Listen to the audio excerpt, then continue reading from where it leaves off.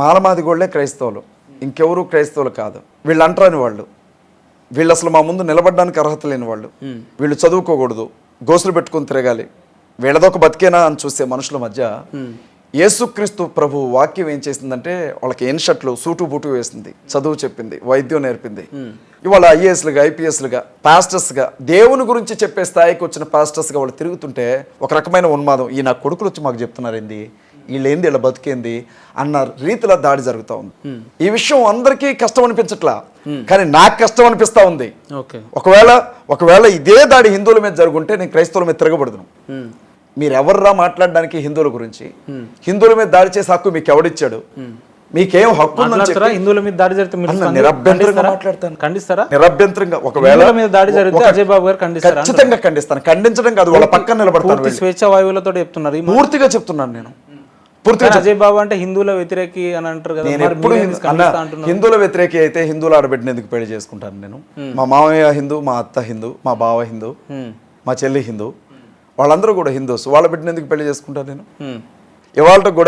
ఇవాళ కూడా మేము ఏమంటారునా ఇంటి దగ్గర వాళ్ళు పెట్టుకుంటారు కదా, అమ్మవారికి పెట్టుకోవడం అట్లా ఉంటారు కదా, కబురు చేస్తారు కులదేవతకి, అల్లుడు వచ్చేళ్ళండి అని చెప్పి.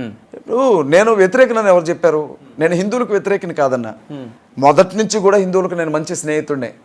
నేను గర్వంగా చెప్తాను, హిందుత్వవాదం పేరుతో జరుగుతున్నటువంటి ఉన్మాదానికి మాత్రమే నేను వ్యతిరేకిని. మీకు ఇంకో విషయం చెప్తున్నాను, జిహాద్ పేరుతో జరుగుతున్నటువంటి మారణకాండకి నేను వ్యతిరేకినే. క్రూసేడ్ పేరుతో ఎక్కడైనా క్రైస్తవులు ఎవరి మీద కన్నా ఫారిన్ కంట్రీస్లో వెళ్ళినా దానికి నేను వ్యతిరేకినే. మతం పేరుతో ఒక మనిషిని చంపొద్దు, వాడు క్రైస్తవుడా ముస్లిమా హిందువా అని చూడొద్దు, అక్కడ వాడొక మనిషి, అది చూడండి అని చెప్తున్నాను. వాడిని బతకనివ్వండి అని చెప్తున్నాను. స్వేచ్ఛగా వాడి మతాన్ని వాడు ప్రకటించుకునేవ్వండి, వాడి దేవుణ్ణి వాడు నమ్ముకునేవ్వండి, వాడి కష్టం వాడు పడుతున్నాడు, నువ్వు హేళన చేయొద్దని చెప్తున్నాను నేను. రిఫ్లెక్షన్ అనేది ఉండదు అన్న. ఇప్పుడు బొకడా బైబిల్ అన్నాడు రాధా మనోహర్ దాస్, లంజల పుస్తకం అని అన్నాడు.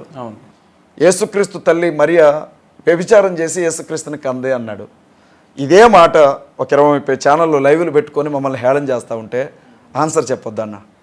అందులో భాగంగా నువ్వు బైబుల్ జోలికి వచ్చావు కాబట్టి నీ గ్రంథాల్లో ఏముందో మాట్లాడావు అంతే తప్ప బూతులు మాట్లాడాల సుమా. మీ పురాణాల్లో ఏముందో చెప్పావు అంతే. మేము ఇప్పుడు ప్రతి ఆదివారం చర్చికి వెళ్తామన్నా, చర్చిలో ఉండే ప్రతి ఒక్కరికి చెప్తాం మీ చేతుల్లో బైబిల్ ఉండాలి ఖచ్చితంగా అని. మరి మీ గుడికి వచ్చిన ప్రతి ఒక్కళ్ళు కూడా మీరు పురాణాలు పంచొచ్చుగా, మీ గుడికి వచ్చిన అందరికీ భగవద్గీత రామాయణం ఇవ్వచ్చుగా. మీరెందుకెవరన్నా? హిందువులందరిళ్లలో భగవద్గీత ఉండాలి, రామాయణం ఉండాలి, పురాణాలు ఉండాలి, వేదాలు ఉండాలి, తెలుగులో చదువుకునే అవకాశం ఉండాలి. ఉంటే అంటే మత ప్రచారం చేయడం మా సంస్కృతులు లేదు కాబట్టి మేము ప్రచారం చేయం. ప్రచారం కాదన్నా, నువ్వు ఒక హిందువి అని అంటున్నావు, నువ్వు ఒక బ్రాహ్మణ మతాన్ని నమ్మిన వ్యక్తివి, అప్పుడు నీ మత గ్రంథం నీ ఇంట్లో ఉండాలి కదా, ఎందుకు ఉండద్దు? ఉండదని మీరు ఎట్లా అనుకుంటున్నారు? ఎవరు ఉండదని మీరు ఎట్లా? ఇవాళ అందరు హిందువులు అన్న మా ఇంటికి వస్తారా మీరు? గుండెల మీద చేసుకో, మా ఇంటికి రండి, మీరు గుండెల మీద చేసుకొని చెప్పండి. ప్రతి క్రైస్తవుడి ఇంట్లో బైబిల్ ఉంటాయి, నా ఇంట్లో అతకంటే ఒక 10-15 బైబిల్ ఉంటాయి. ప్రతి క్రిస్టియన్ ఇంటికి వెళ్ళండి బైబిల్ ఉంటుంది. ప్రతి హిందూ ఇంటికి వెళ్ళి చూడండి ఎన్ని రామాయణాలు ఉన్నాయో అడగండి, భగవద్గీతలు ఎన్ని ఉన్నాయి, పురాణాలు ఎన్ని ఉన్నాయి. నీ గ్రంథం మా సంస్కృతి నీ గ్రంథంలో ఏముందో నీకు ఎలా తెలుస్తుంది? ఎవరు చెప్పారు చదవలేరని? ఎవరు చదవట్లేదు. ఎవరు చెప్పారు? ఇప్పుడు ఏంటో తెలుసా, ఏ గరికపాటి నరసింహారావు ఏ రామాయణం గురించి, మీ బైబిల్ గురించి వాల్మీకి రామాయణం గురించా, మొల్ల రామాయణం గురించా, లేకపోతే ఏ రామాయణం? 318 రకాల రామాయణాలు ఉన్నాయి. అందులో ఏ రామాయణం గురించి మీరు చదివారు? బైబిల్ అంటే బైబిల్ ఒకటే పుస్తకం, ఒకటే బైబిల్ గ్రంథం ఒకటే చాప్టర్ లేవు. అందులో 66 పుస్తకాలు ఉన్నాయి లేదా 73 పుస్తకాలు ఉన్నాయి వేరే చోట. మాకు రామాయణం అని అంటే వాల్మీకి రాసిన రామాయణం అని చెప్తాను అన్న. ఇప్పుడు నేను ఏమంటున్నానంటే మీరు రాసుకోండి రామాయణం, నాకు ఇబ్బంది లేదు, కానీ మీరు చదవండి అంటున్నాను. మీరు చదివితే ఏమవుతుందంటే అందులో ఏముందో ప్రతి హిందూకు తెలుస్తుంది. అప్పుడు మేము హేళన చేస్తున్నామా, ఉన్న విషయాలే చెబుతున్నామా, మీకు అర్థమైందని చెప్తున్నాను. నేను రామాయణాన్ని టార్గెట్ చేయట్లేదు, నేను అవి మీరు చదవాలి అంటున్నాను. బైబిల్ అట్లా మీరు మమ్మల్ని అడగొచ్చు, మీరు బైబిల్ చదవండి అని. మేము ప్రతిరోజు చదువుతాం, ఉదయం చదువుతాం, మధ్యాహ్నం చదువుతాం, పడుకునేటప్పుడు చదువుతాం, ఖాళీగా ఉంటే గంటల చదువుతాం. మీరు ఎన్నిసార్లు చదువుంటారు అట్లా? మీ పురాణాలు తెలుసుకోవాలి కదా, అసలు ఏముంది అందులో అనేది ఏముందో తెలుసుకోవాలి కదన్నా. ఏమీ తెలియకుండా నేను ధర్మ ప్రచారకుడిని అంటే అసలు నీ మత గ్రంథాలు ఏం చెప్పాయి? నీకేది ప్రామాణిక? ఒక బైబిల్ పట్టుకొని లేదంటే ఒక బ్లేజర్ వేసుకొని ఒక కోట్ వేసుకుంటే పాస్టర్ అయిపోతాడా, ఫాదర్ అయిపోతాడా? ఇదేనా మీ సంస్కృతి? ఒక్క విషయం చెప్పాలన్నా, సంస్కృతి అనేది ఆహార పద్ధతులకు సంబంధించిందో, కట్టుబట్టలకు సంబంధించిందో, ఆచార సాంప్రదాయాలకు సంబంధించిందో మాత్రమే కాదన్నా, అదొక జీవిత విధానం, అది సంస్కృతి. ఎవరి పద్ధతి వారుకుంటుంది. మేము ఉన్నామన్నా, క్రైస్తవులు ఉన్నాం. మా బైబిల్ ఏం చెబుతుంది అంటే మందు తాగొద్దు అని చెబుతుంది, త్రాగుబోతులకు పరలోక రాజ్యం లేదంటుంది, వ్యభిచరించొద్దు అంటుంది, కట్టుకున్న భార్యతో మాత్రమే కాపురం చేయి. ఇప్పుడు ప్రవీణ్ గారు చేసింది ఏది? ప్రవీణ్ పగడాల్ గారు చేసింది. మీరు ఆయన వ్యక్తిత్వాన్ని మీరు కూడా చంపాలనుకుంటే నేనేం చెప్పలేను. లేదు, సామాజిక మాధ్యమంలో వచ్చిందే అడుగుతున్నాను. 10 మంది రకరకాలుగా మాట్లాడటం మనుషుల నైజం, అది లోకుల్ని కాకులు అంటారు. ఇవాళ క్రైస్తవులు అంటేనే పళ్ళు పట్ట పట్ట పట్ట కొరికే వాళ్ళు. అజయన్న, మీరు ఎట్లా మాట్లాడుతున్నారంటే అధికారికంగా ప్రభుత్వంలో పనిచేసే పోలీస్ వ్యవస్థనే ఈ రోజు మీరు తప్పు పడుతున్నారు. తప్పు అంటున్నారు. అంటే మొత్తం పోలీస్ యంత్రాంగాన్ని తప్పు పడుతున్నారు. నేను చెప్పేది పోలీస్ యంత్రాంగాన్ని తప్పుపడడం కాదు, నేను వాళ్ళని ఎప్పుడు గౌరవిస్తా. నేను ఏమంటున్నంటే 15 గంటల CCTV ఫుటేజ్ లో ఆయన ముఖాన్ని ఒకసారి చూపించండి, మేము నమ్ముతా ఉంటున్నాం. రామవరపాడు జంక్షన్ దగ్గర ఎలా చూపించే అవకాశం ఉందో నేను చెప్తా. హైదరాబాద్ నుంచి నువ్వు వస్తున్నావు అన్న, బండి మీద వస్తున్నావు, కారులో వచ్చావు, స్పృహ తప్పి పడిపోయావు, తల మీద హెల్మెట్ ఉంది, ముఖానికి మాస్క్ ఉంది. నేనేం చేస్తానంటే, కామన్ సెన్స్ ఉంది కదా, వెంటనే హెల్మెట్ తీసేసి మాస్క్ తీసి ముఖం మీద నీళ్లు కొడతాను.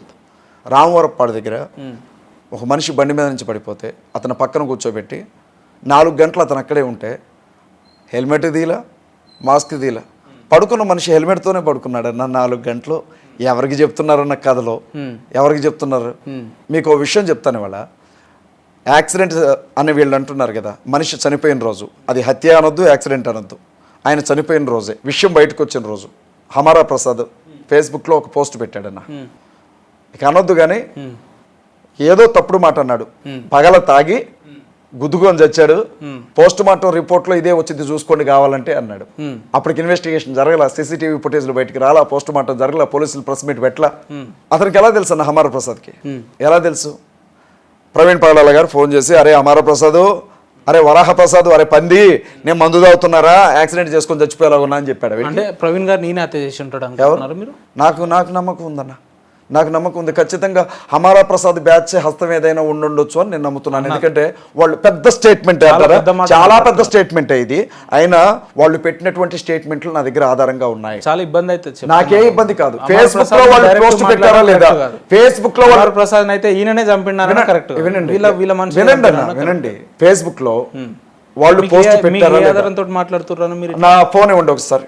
హమారా ప్రసాద్ పెట్టినటువంటి పోస్ట్ నేను మీకు చూపిస్తాను. అంటే మీరు మతాల మధ్య చిచ్చు పెట్టడానికి ఇటువంటి మాటలు అంటే హమారా ప్రసాద్ ఏదైనా మాట్లాడొచ్చు, కానీ ఇలా మాట్లాడు అంటే మతాల మధ్య ఆయన ఏమన్నాడు? ఏమైంది? తాగి చనిపోయింది. ఎలా చెప్తాను అంటున్నా నేను? తాగే చచ్చిపోయాడు, తాగే చచ్చాడు అని చెప్పాడు. కావచ్చు అన్న, తాగే చచ్చాడు కావచ్చు, కన్ఫర్మేషన్ ఇచ్చారు. ఇప్పుడే చూపిస్తాను.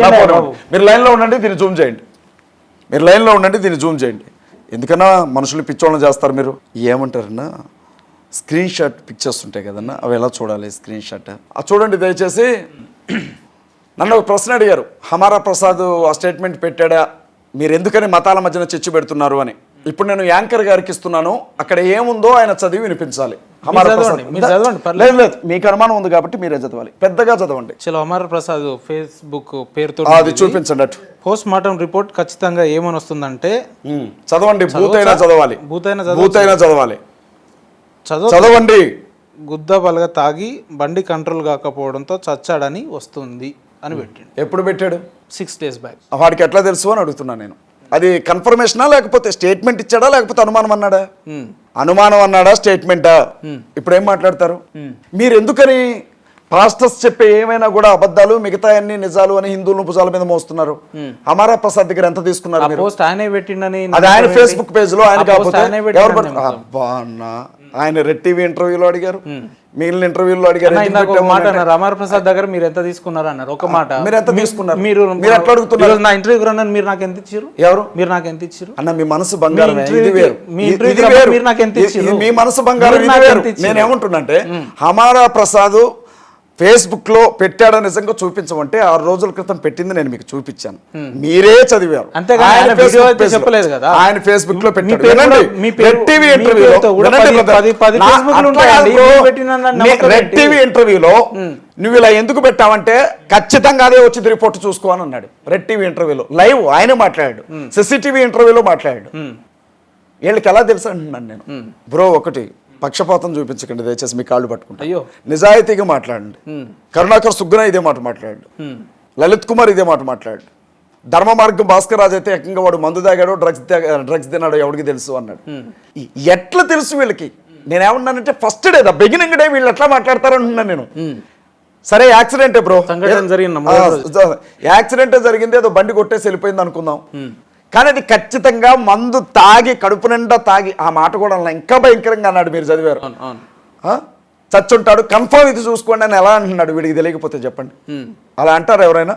నేనైతే ఏమంటానంటే ఒకవేళ హమారా ప్రసాదే చచ్చిపోయి ఉంటే ఆ పందిగాడు కడుపు నిండా తాగి బార్ షాప్లో, వాడికి అలవాటు ఉంది కదా సాయంత్రం కాగానే దున్నపోద్దు అయినట్టు తాగుతాడు, ఎక్కడన్నా పడి చచ్చాడేమో అది నా అనుమానం అంటాను. ఒకవేళ తాగాడేమో చచ్చాడేమో అని అంటారు, కానీ ఖచ్చితంగా తాగే చచ్చాడు ఇదే రిపోర్ట్ పోస్ట్ మార్టంలో వచ్చింది చూడండి అని నేను అట చెప్తాను బ్రో. అంటే ఏమంటున్నారు మీరు, వాళ్ళే చంపారు అనుకుంటారు ఎట్లా? నాకు అనుమానం ఉంది బ్రో, మళ్ళీ వాళ్ళే చంపారండి. నేను ఐజీ గారినా లేకపోతే ఎస్పీనా, నా అంతటి నేను కేసు ఫైల్ చేస్తున్నాను కదా, నాకే అంత అధికారం ఉంటే అమరా ప్రసాద్ని ఇప్పటికల్లా ఈడ్చుకొచ్చి గొడ్డలు ఓడదీసి స్టేషన్ లోపల కూర్చోబెట్టి చెక్కలెక్కిద్దును నేను. బూతులు మాట్లాడకండి మీరు. బూతులే ఉంది ఈ రకంగా బూతులే ఉంది, బూతులే ఉంది అంటున్నా. బూతులు మాట్లాడుతున్న పాస్టర్ లెక్క అమరా ప్రసాద్ మీకు పురాణం చెప్పాడా? కావ్యం ఏమన్నా రాశాడా ఏంటి అమరా ప్రసాద్? అందులో కావ్యం ఏమన్నా రాశాడా? భగవద్గీత రాశాడా? అందులో ఏమంటున్నాడు అమరప్రసాద్? ఏం మాట్లాడాడు? ఎప్పుడైనా అమరప్రసాద్ని అడిగారా, ఎరా పంది ఏం మాట్లాడుతున్నావు నువ్వు అని ఎప్పుడైనా అడిగారా? వాడు మాట్లాడింది మీకు ఎందుకన్నా అంత అమృతంలాగా కనపడుతుంది చెవులకి? నేను మాట్లాడితే కోపం వచ్చేస్తుంది ఎందుకు మీకు? ఎందుకు మీకు అంత అవసరం ఎందుకు వస్తుంది మరి వారి పేరు చెప్పంగానే? అన్న ఒక విషయం చెప్పనా, ఆ కామెంట్ పెట్టిన తర్వాత మళ్ళీ నా కోసం ఒక కామెంట్ పెట్టాడు, అది కూడా మీకు ఇస్తాను, ఇప్పుడు మీరు చదవాలి. మీరంతా నాతోనే చదివిస్తున్నారు కదా. ఎందుకంటే మరి అజయ్ బాబు అబద్ధం చెప్తే ఫేస్బుక్ లో అని అంటే పాపం ఏదో ఇబ్బంది అయిపోయింది. ఫేస్బుక్ లో అమరా ప్రసాద్ కాదు, అమరా ప్రసాద్ కోసం ప్రత్యేకంగా నాకు తెలుగు పెద్దగా రాదు, తెలుగు వచ్చిన వాళ్ళతోనే చదివిద్దామే. ఎట్లంటే ఎట్లా చెప్పు? ఇంకో అమరా ప్రసాద్ని కొంచెం వెనకేసుకొని వచ్చిండ్రు, మంచిది మీ అభిమానం, మీరు హిందువు కాబట్టి. ఇప్పుడు నేను దయచేసి వెనకేసుకొచ్చి అనొద్దు, మేమంతా నిష్పక్షపాతంగా ప్రజల వైపు నిలబడతామండి. మీరందరూ నిష్పక్షపాతంగా నిలబెట్టోళ్ళే అన్న, మధ్యలో నేనే అటు ఇటు కాకుండా నిలబెట్టోండి. ఇదిగో హమారా ప్రసాద్, గౌరవనీయులైన హమారా ప్రసాద్ గారు పెట్టినటువంటి ఇది ఒకసారి చదవండి, చదవండి దయచేసి. హమారా ప్రసాద్ పెట్టింది 17 hours బ్యాక్ అని ఉంది, చదవండి, పెద్దగా చదవండి దయచేసి. ఏం పర్వాలేదు, బూతులైనా పర్లేదు, నేను పడతాను, నాకు అలవాటే. అరే పిచ్చి కుక్క అజయ్గా, నీకు త్వరలోనే కత్తి మహేష్ ప్రవీణ్ పగడాలకు పట్టిన దుస్థితి వస్తుందిరా. ఖురాన్ మీద, అల్లా మీద, ముస్లిం మహిళల మీద నోటికొచ్చినట్టు మాట్లాడిన ప్రవీణ్ పగడాలను బహిరంగంగా చంపేస్తామని బెదిరించిన ముస్లింలకు పవిత్రమైన రంజాన్ పండుగ ఉన్నందువల్ల వాళ్ళు ప్రవీణ్ పగడాలను చంపే అవకాశం లేదట. కానీ హిందువులు మాత్రం మతోన్మాదులట, చంపే అవకాశం ఎక్కువ ఉందట. అరే గజ్జి కుక్క, అన్నం తింటున్నావా పెండ తింటున్నావా రా బేవస్ నా కొడక. చదవండి, ఇబ్బంది ఏం లేదు. మీకు ఏమైనా ఉంటే చదవండి ప్లీజ్. ఆయన పెట్టిండి ఎవరు పెట్టి ప్రొఫెషనల్ యాంకర్, ఎందుకంటే చివరి వరకు చదవండి, ఎందుకంటే అతను ఏమన్నాడు మీకు తెలియదు. వాడు గుద్దవలుగా దాగి బండి కంట్రోల్ చేసుకోలేక స్లిప్ అయి చనిపోయాడా, యాక్సిడెంట్ అయి చనిపోయాడా, లేక ఎవరైనా మర్డర్ చేశారనేది తేల్చాల్సింది పోలీస్ డిపార్ట్మెంట్ రా గజ్జి కుక్క. మరి చచ్చిపోయిండని సరే చదవండి. అలా కాకుండా చెక్క మీద వేలాడిన శవం వచ్చి నీకేమైనా చెప్పిందారా? ఇలా అడ్డదిడ్డంగా నోటికి వచ్చినట్టు మాట్లాడే కత్తి మహేష్ గాడు, ఈ ప్రవీణ్ పగడాల గాడు గాల్లో కలిసిపోయారు. ఈ ఇద్దరిలాగే నువ్వు కూడా త్వరలో వీళ్ళిద్దరి దగ్గర చేరుకుంటావని అనిపిస్తుందిరా నాకు అని పెట్టిండు. సంతోషం, మీరు ఇప్పుడు సంతోషపడ్డరా నాతో చదివించారు మీరు? ఎందుకంటే అవి లేదంటున్నారు కదా. మీకు ఇక్కడ ఒక విషయం చెప్తాను, అజయ్ బాబుకి నెట్ నాలెడ్జ్ అసలు లేదు. నాకు తెలిసిందల్లా ఒకటే, నా ఫోన్లో వీడియో తీసుకోవడం, ఆ కైన్ మాస్టర్లోకి వెళ్ళి వీడియో ఒకటి చేసుకోవడం, అది అందులో ఎడిటింగ్ కూడా ఉండదు. మళ్ళీ అందులో నాకు ఎడిటింగ్ ఉంటే కట్ చేయటం ఎట్లాగో తెలియదు నాకు. యాజ్ ఇట్ ఈస్కి ఏం మాట్లాడానో ఆ ముందు వెనక కొంచెం తెలిసింది, అదొకటి కట్ చేయటం ఒకటి తెలుసు. పేరు పెట్టేసుకొని వీడియో అప్లోడ్ చేస్తాను, ఎందుకంటే ఎక్కువ తెలియదు నాకు. నా అదృష్టం ఏంటంటే ఇవి యూట్యూబ్ కమ్యూనిటీలో షేర్ చేశాను కాబట్టి ఉన్నాయి, లేకపోతే ఇప్పుడు మీకు చూపించకపోతే మీరు అబద్ధమే అందరూ. ఇట్లాంటివి నేను మీకు ఇంకొకటి చూపిస్తాను చూడండి. అయ్యో మీరు ఈసారి మీరే చదువుతారు ఈసారి బ్రదర్, ఎందుకంటే కాదన్నా అన్ని బూతులు లేవు. ఇది ఒకసారి చూడండి, ఇది చిన్న తరణి అని బీజేపీ లీడర్, ఆయన ఫేస్బుక్ పేజ్లో పెట్టింది, అదొకసారి చిన్న తరణి బీజేపీ నిత్యం హిందూ గ్రంథాలపై దేవీ దేవతలపై విషం కక్కుతూ క్రైస్తవ సమాజంలో దేశద్రోహ విత్తనం నాటే పాస్టర్ ప్రవీణ్ పగడాల ఆకస్మిక మరణం. విజయవాడ రాజమండ్రి హైవేపై రోడ్ యాక్సిడెంట్లో చనిపోయినట్లుగా ప్రాథమిక సమాచారం.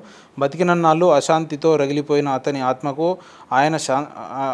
ఆత్మకైనా శాంతి కలగాలని కోరుకుంటున్నాను. నెక్స్ట్ పాస్టర్ అజయ్ బాబు గాడు. ఇప్పుడు చెప్పండి అన్న, నేను అబద్ధం బాగా గ్రౌండ్ లెవెల్ బాగా వర్కౌట్ చేసినట్టున్నారు. వర్కౌట్ కాదన్నా, ఇవి నేను తీసినవి కాదు, జనాలు నాకు పంపించినవి. అన్న నీ పరిస్థితి ఎట్లుందో చూడు అని. నిన్న ఒక విలేజ్ లో, ఒక మారుమూల గ్రామంలో ఒక ఆడబిడ్డతో మాట్లాడుతుంటే ప్రవీణ్ అన్న చూసుకుంటే ఇది మాకు చివరి ఇంటర్వ్యూ కావాలి మరి అన్న. ఈ లెక్కన మీకు వచ్చిన మెసేజ్లు చూసుకుంటే మీరు నాకు ఇచ్చే లాస్ట్ ఇంటర్వ్యూ అనుకుంటా. కనీసం నేను చనిపోయిన తర్వాత అయినా మీకు ప్రశాంతంగా రీజనబుల్ గా మాట్లాడాలనిపిస్తే సంతోషమే. అందుకన్నా నా చావు ఉపయోగపడుతుంది. అంత పెద్ద మాట్లాడాల్సిన లేదు. ఎందుకు అంత థ్రెటనింగ్ లో ఉన్నారు మీరు? అంత ఎందుకు టార్గెట్ అయ్యారు అని తెలియదా? మీ ఛానల్లో నేను కూర్చున్నప్పుడు 30 లక్షల మంది చూశారు. నేనేం మాట్లాడానో విన్న వాళ్ళలో సత్యం అర్థమైన వాళ్ళు స్నేహితులయ్యారు, తప్పు మాట్లాడిన అనుకున్న వాళ్ళు శత్రువులు అయ్యారు. ఇట్లా 100 ఇంటర్వ్యూలు. ఏంటంటే మన ఇద్దరి మీద కేసులు పెట్టి, మీ మీద నా మీద కూడా కేసు అన్నారు. మళ్ళీ బ్లాంకులు ఇచ్చారు ఏదో క్వశ్చన్ పేపర్కి ఇచ్చినట్లు అన్న విషయం ఇది. నా విషయం నేను ఎప్పటికీ కూడా ఒకటే చెప్తా ఉన్నా, రాజేష్ మహాసేన లాంటి వాళ్ళు, హమారా ప్రసాద్ లాంటి వాళ్ళు నా పతనాన్ని ఎంత కోరుకున్నా. ఇందాక ఇంటర్వ్యూలో మీరు మాట అన్నారు, ప్రవీణ్ పగడాలన్న నాకు గతంలోనే చెప్పిండు మనం క్రైస్తవ సమాజం ఏకం కావాలి, నాకు ప్రాణాపాయ స్థితి ఉందని చెప్పినా నమ్మలేదు నా సమాజం అని చెప్పిండు. తెలియక ఒక మంచి వ్యక్తిని, మహోన్నతమైన వ్యక్తిని మనం పోగొట్టుకున్నాం. తెలిసి మీలాంటి వ్యక్తిని పోగొట్టుకోవడానికి మీ సమాజం సిద్ధంగా ఉందా? లేదంటే ఇప్పటికి కూడా? నేను ఇప్పుడు ఓపెన్గా చెప్తున్నాను, ప్రవీణ్ పగడాల అన్న చనిపోయారు కదా, అజయ్ బాబుని కూడా చంపండి, ఆ తర్వాత దేశంలో ఏం జరుగుతుందో చూడండి. నేను ఇంకేం మాట్లాడాలి విషయం గురించి. నన్ను కూడా చంపమనండి, ఆ తర్వాత దేశంలో ఏం జరుగుతుందో చూడమని. అంటే మిమ్మల్ని చంపలేరు అని చెప్పి. మనిషి ప్రాణం ఖచ్చితంగా దేవుని చేతుల్లో ఉంటుందన్న. నేను మిమ్మల్ని చంపాలనుకుంటే అంత తేలిక కాదు, మీరు నన్ను చంపాలనుకున్నంత తేలిక కాదు. ఆ ప్రాణం తీయాలని పోసినవాడు అనుకోవాలి, అప్పుడు మాత్రమే మనిషికి అవకాశం దొరుకుతుంది. ఇప్పుడు చాలా మంది అనుకుంటున్నారు, ఆశపడుతున్నారు అజయ్ బాబుని చంపాలి అని. నేనేం తప్పు చేయలేదు. ఆశపడుతున్నారు, ఎవడింట్లో దొంగతనం ఆశపడుతున్నారు, చాలా మంది ఆశపడుతున్నారు. నేను ఎవరింట్లో దొంగతనం చేయాలి. ఎవరు మాట్లాడే ఒక గొంతు ఉండదు కదన్న. ఎందుకు లేదు? క్రైస్తవంలో చాలా మంది మాట్లాడే వ్యక్తులు. మాట్లాడే ఒక గొంతు ఉండదన్న, మాట్లాడే ఒకే ఒక్క గొంతు ఉండదుగా అనలేదు నేను. మాట్లాడుతున్న వారిలో ఒక గొంతు అయితే ఉండదుగా. అట్లా ఎంతమందిని చంపేస్తారు మరి? ఎంతమందిని అంటే వాళ్ళ ఇష్టం. అధికారం వాళ్ళ చేతుల్లో ఉంది, పోలీస్ వ్యవస్థ వాళ్ళ చేతుల్లో ఉంది, డబ్బు వాళ్ళ చేతుల్లో ఉంది, వ్యవస్థను మేనేజ్ చేయగలిగిన శక్తి ఉంది.